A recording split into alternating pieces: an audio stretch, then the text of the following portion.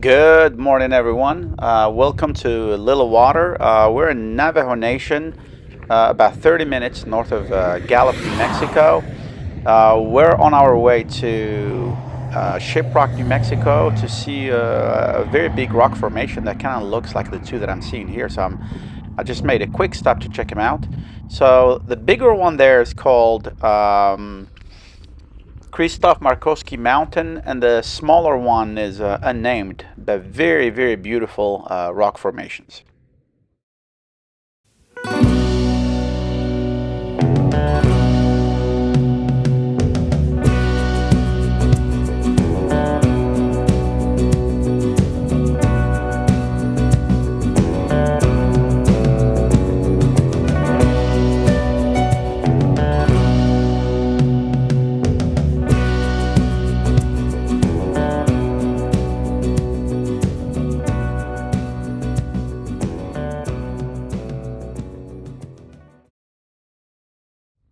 Okay, guys, we're on Navajo Reservation Road 13, and we're looking at the Shiprock Formation, which is a volcanic plume, is what it's called.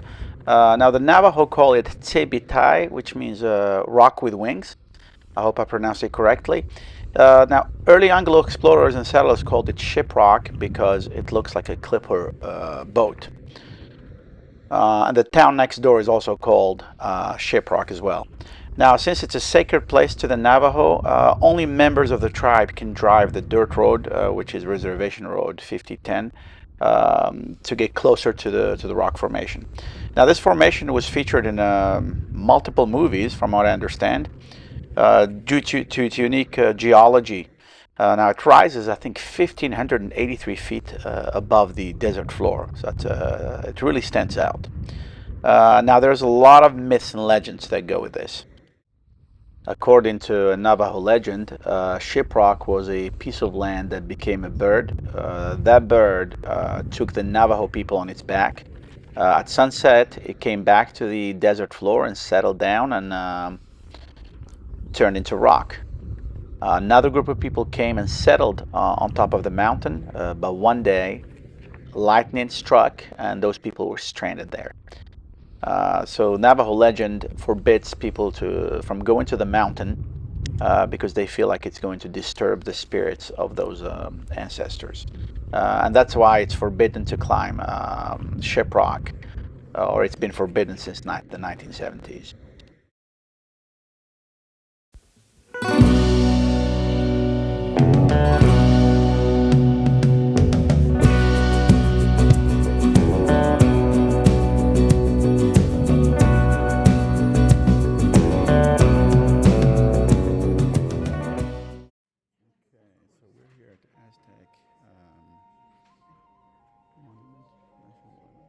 All right, guys, we made it to Aztec Ruins National Monument. We're at the Visitor Center.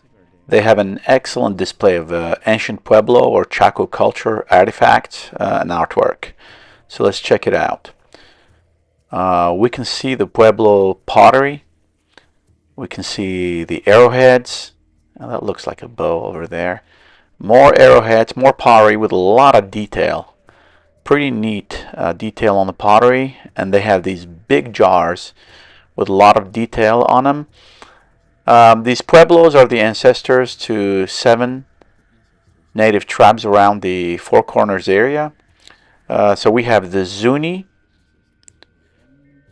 the Acoma, the Zia,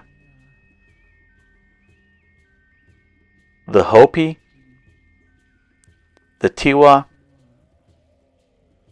the Ute, and the Navajo people. All these tribes share the same ancestors.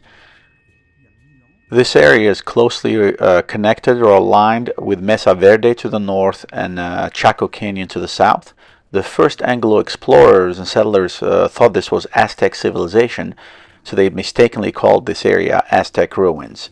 The charming town next door still bears the name Aztec to this day.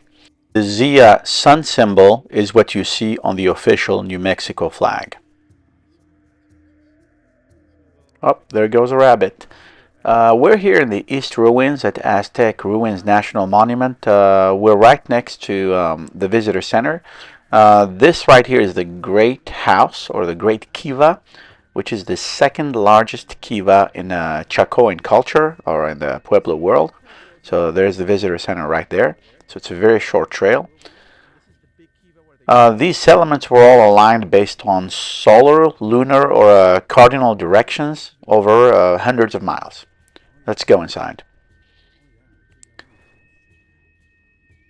Wow, it's a little cooler coming down here. Wow, look at the structure. I mean, this is really neat. The masonry work in this structure is quite impressive. Now, these places, you entered them from the roof, so the new entrances you see here are modern. They've been added for visitors, because back in the day you would enter from the top. That's what that opening was for. And the masonry and the woodwork in these structures is amazing. I think this one is about 67 feet across, if I remember correctly. And apparently the logs and the lumber that was used to build these kivas was carried from up to 50 miles away. And they also have these really neat stones, and I don't know if they were grinding stones. I see more of them over here. And it looks like they get an upper part here. Let's go upstairs. Now remember, this was a modern addition. These stairs that you're looking at right here. Thank you. Yeah, I see seat and space here. So this place was designed to host a lot of people at the same time, from the looks of it. Wow, you can really feel the difference in temperature between the Great Kiva here and the outside. Let's check out the East Ruins. Guys, now from what I understand, Aztec Ruins is aligned with Chaco Canyon, which is about 80 miles away to the south, and Mesa Verde, which is about 80 miles as well to the northwest. The ancestral Pueblo or Chaco people came from Chaco Canyon, and then they migrated to Aztec Ruins, and then they also went to Mesa Verde. And here's another example of another kiva. I think this one is where the religious leader lived. And that's how you do geothermal heating and cooling, ladies and gentlemen. All right, let's go check out the rest of the ruins. I mean, this is a massive, massive settlement. And the masonry work is really impressive. So it'd be neat if we could go in and to kind of check out the walls. Yeah, so basically there are about 400 rooms in here, and they're all interconnected. And you enter under these small doors. I mean, this is really neat. And the type of stone, some of this stone has like a green finish to it, and they were talking about it in the videos. So they carried material from really far away to get here. Wow, I mean, this is like a labyrinth in here. Yep. It looks like I got myself caught here. Wow. Okay.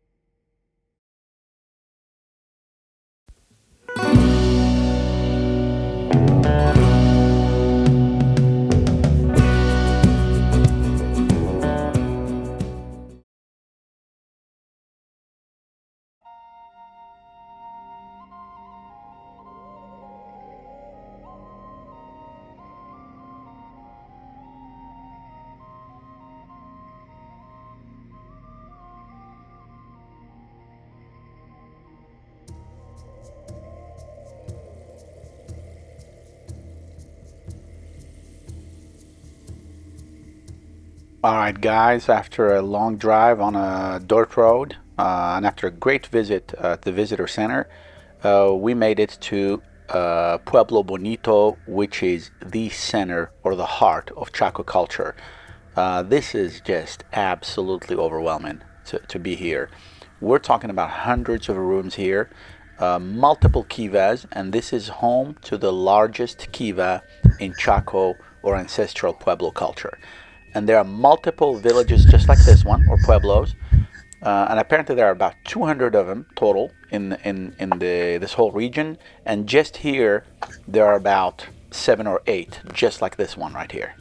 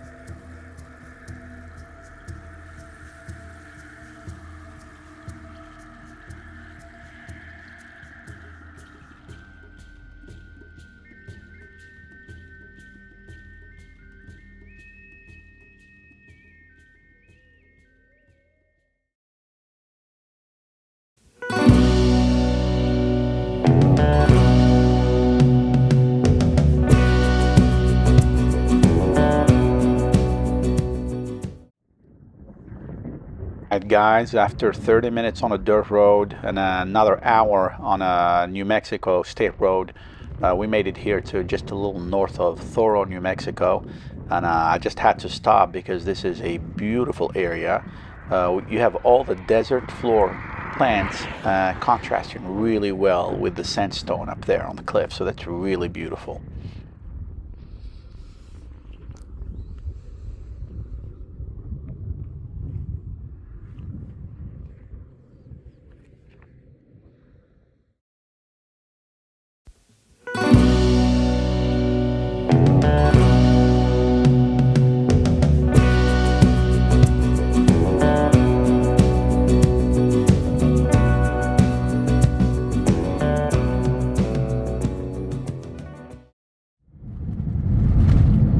Alright guys, this goes on for about 100 miles. Look at the colors, and look at the grass, and then look at the red of the rock.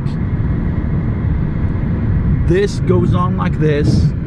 We're between Gallup and Grants, New Mexico on I-40.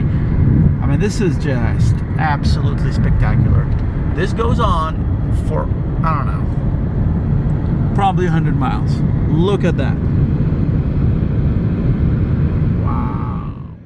All right, guys, we're on I-40 approaching the town of Prewitt, New Mexico. So we're currently driving parallel to Route 66.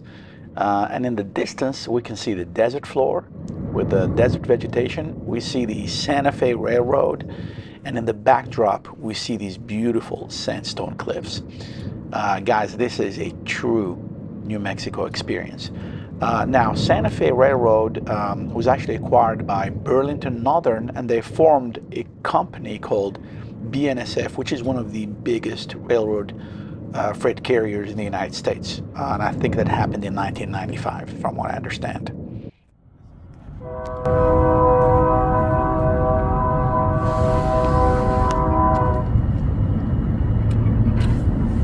Wow, guys, this is the legendary Santa Fe Railroad.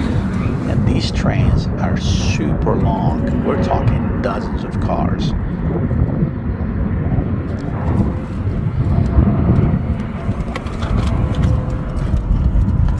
New Mexico Troop.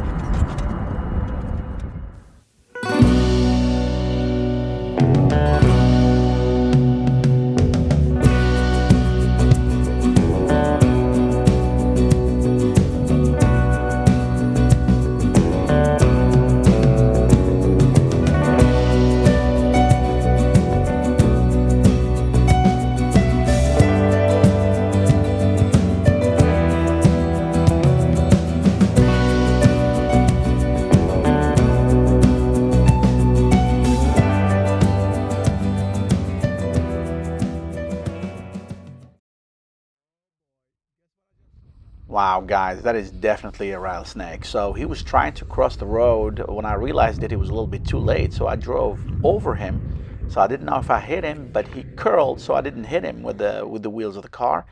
And he's definitely doing well, and he's ready to strike. And it's definitely a rattlesnake because I can see the rattles behind him on the tail, and he is in a defensive position. He's probably going to start rattling soon.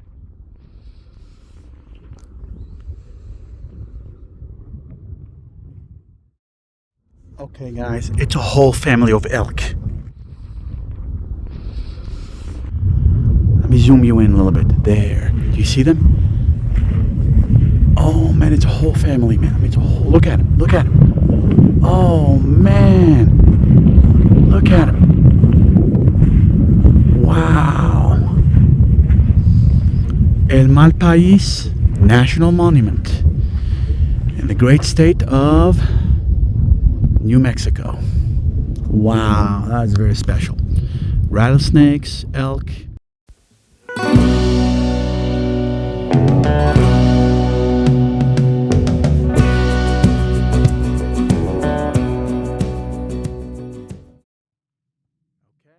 All right, guys. We made it to the Joe Skeen campground. This is a BLM campground, and it's managed by the Bureau of Land Management, and it is right between the El Malpais National Conservation Area and the El Malpais National Monument. This is a free campground. It's first come, first serve. There are about 11 sites, and there were only 3 left, so I ended up snatching this one. Now, what do you get for free, guys? Well, let me show you. Let me give you a little tour. All right, so first of all, you got this covered area that you have here with a table. You have this grill, and then you have this fire pit right here. Now, it's my understanding there's a fire ban, so we're not going to be using them tonight. Beautiful sunset, and we see our neighbor here for the night. Great tables, yeah, definitely. You're not allowed to have fire, so there's a fire ban. Now, Azul's done a lot of work today on those dirt roads going to Chaco Canyon and out. Now, that was quite an ordeal going through those dirt roads, but definitely worth it. We have the restrooms there over there. They're vault toilets, so they're not very far, and that's kind of why I picked this one. So there were 3 sites left, and I picked this one because it's more level than the one that's next to it to the right. And there was one lower over there. I didn't like it because it was not very level. Now, this is a beautiful area. I'd say this one beats a lot of paid campgrounds I've stayed at over the years. So Bureau of Land Management, well done. I'm really impressed. This is about 17 minutes south of I-40, the interstate, and El Malpais National Monument is only 5 minutes away. We're between the National Monument and the National Conservation Area, and this is an absolutely beautiful area. You see jackrabbits, you see rattlesnakes, you see elk. So it's been a fun adventure today. Really fun adventure.